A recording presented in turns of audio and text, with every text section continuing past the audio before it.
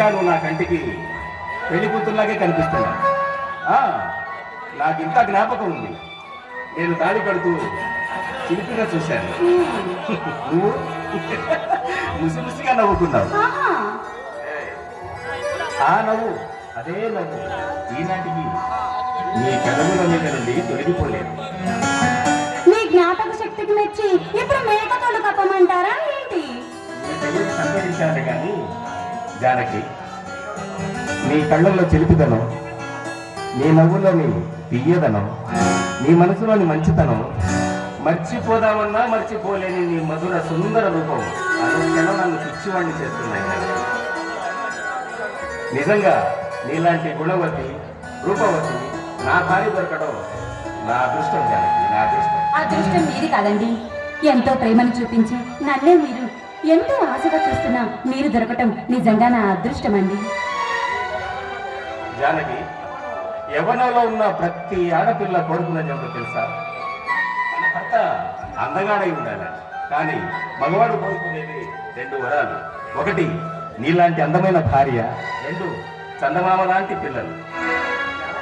చాలే ఊరుకోండి. జానకి, మన పెళ్లి రోజు ప్రెజెంటేషన్ గా నీ కోసం ఏం తీసుకొచ్చారో తెలుసా? ఏం తీసుకొచ్చారండి? చెప్తారా? చెప్పండి. చెప్తాను కానీ నీకు చూపించను. నీ మనసు కన్నా తెల్లని మల్లెపూలు. మల్లెపూలా? ఏమి? ఇస్తా. అంతేకాదు, హంసలా కదిలేని నడుమును చుట్టి పయ్యదలోని పరువాన్ని, అసలైన నీ పరుశుధనాన్ని తప్పిపుచ్చే పిడుగురాళ్ల జీవిమాలు వారి కంచిపట్టు చీర కూడా తెచ్చారు. ఏది ఇవ్వండి. మొదలుపెట్టావా? అందుకే వాళ్ళు అన్నారు, ఎవరు? చింతపల్లి మస్తాన్ గారు, చల్లగొండ శివయ్య గారు, గుత్తుకొండ ప్రభాకర్ గారు, చల్లగొండ ధర్మరాజు గారు ఏమన్నారో తెలుసా? ఏమన్నారు? చీరలన్నా నగలన్నా ఆడవాళ్లకు ఆరో ప్రాణం అని అన్నారు. నాకేం ఆశ లేదులే, నీ పూలు మీ దగ్గర పెట్టుకోండి. అయ్యే బాబోయ్, అలకే అలకలో కూడా ఎంతో అందం ఉందో తెలుసా? ఇదిగో, హలో, వెనకటికి సత్యభామ కూడా నీలాగే అడిగేదట. అయితే ఇప్పుడు మీరు శ్రీకృష్ణుల వారన్నమాట. అపచారం. విశ్వవిఖ్యాత నటనా సార్వభౌమ పద్మశ్రీ డాక్టర్ నందమూరి తారక రామారావు గారి పాటలు నన్ను శ్రీకృష్ణుడు అంటావా? తప్పు కదూ. చాలా ఊరుకోండి. కబుర్లు చెప్పుకుంటూ కూర్చుంటే కడుపు నిండదు. భోజనం చేతులు పదండి. ఆలస్యం చేస్తే ఈ మల్లెలకు కోపం వస్తుంది.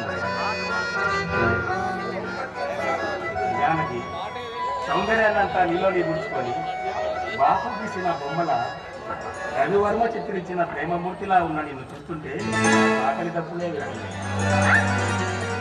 చాలండి, పొగిడితే కరిగిపోతానంటున్నారా? ఇది పొగడతలు కావద్దండి.